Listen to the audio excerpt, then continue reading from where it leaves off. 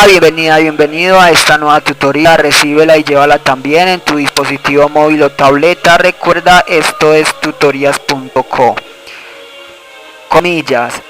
Los estudiantes de ingeniería son sexys porque la ciencia es atractiva y porque ser sexy es ser agradable al progreso. Comillas. Como se observa en la figura, el ejercicio planteado consiste en crear un programa que permita intercambiar los datos de las posiciones pares de un vector, es decir, la posición 2 con la 4, la 6 con la 8, etc. Se plantea la solución en un programa de 39 líneas. Entre las líneas 4 a 7 se incluyen las librerías a usar y Ostram y Conio.h son librerías que permiten efectuar operaciones de entrada y salida de datos. Stdlib y Time.h son librerías que permiten generar números aleatorios. Línea 9, usamos el espacio de trabajo estándar. Esto permite programar de manera predeterminada. Entre las líneas 11 a 39 está el main. Este es el método de inicio del programa. Cuando un programa ejecuta, el compilador busca el main, ya que un programa puede tener varios métodos. Entre el main, línea 13, se invoca srand. Esta función permite generar la semilla para números aleatorios.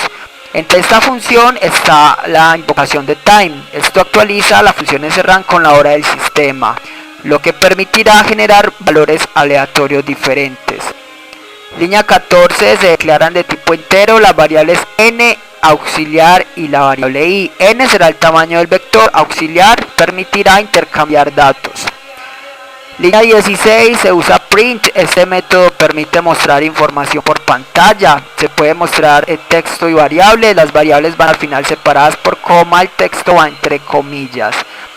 Aquí se indica al usuario que ingrese el valor de n. Línea 17, scan es un método que permite obtener datos de entrada.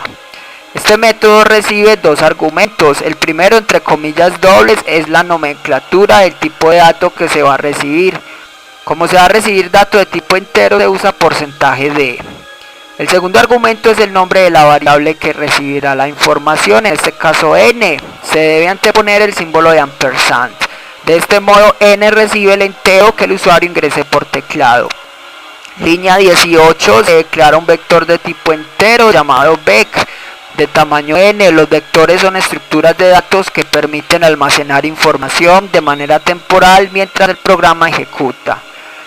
Para llenar este vector con valores aleatorios lo recorremos usando un ciclo. Línea 20. Los ciclos son estructuras repetitivas que permiten ejecutar un conjunto de instrucciones repetidamente, aprovechando así la velocidad de procesamiento de datos de un computador. Entonces este ciclo de 0 a n y vemos que a cada posición del vector le asignamos un valor aleatorio. Le invitamos a visitar la tutoría números aleatorios en Python o en C para entender cómo se generan estos valores. En la línea 23 y 24 imprimimos ya este vector. Observe que para imprimir los datos del vector se usa porcentaje de entre el texto para hacer referencia a datos de tipo entero y un \t para separar los datos con un espacio largo, un tabulador. Para intercambiar los datos de las posiciones pares usamos entonces un ciclo, línea 26 a 32 para recorrer el vector. Observe que i empieza en 1 y va hasta n con paso de 4 en 4. Como interesa solo cambiar los valores, entonces no es necesario hacer un recorrido secuencial, sino de 4 en 4. Y empieza en 1, o sea, de la segunda posición del vector. Y desde ahí se intercambian las posiciones pares, 2 con 4, 6 con 8, etc. Para intercambiar los datos, línea 27 a 31, usamos una sentencia condicional. Las sentencias condicionales permiten a un programa tomar dos o más caminos alternativos. Línea 27. Vamos a usar el espacio del vector i más 2. Hay que validar que este espacio no sobrepase el tamaño del vector. O sea que si i más 2 es menor que n, en caso de ser cierto, podemos intercambiar los datos. En ese caso, línea 28, a auxiliar le asigna el dato del vector vec en la posición i. Línea 29, al vector vec en la posición i le asigna el dato del vector vec en la posición i más 2.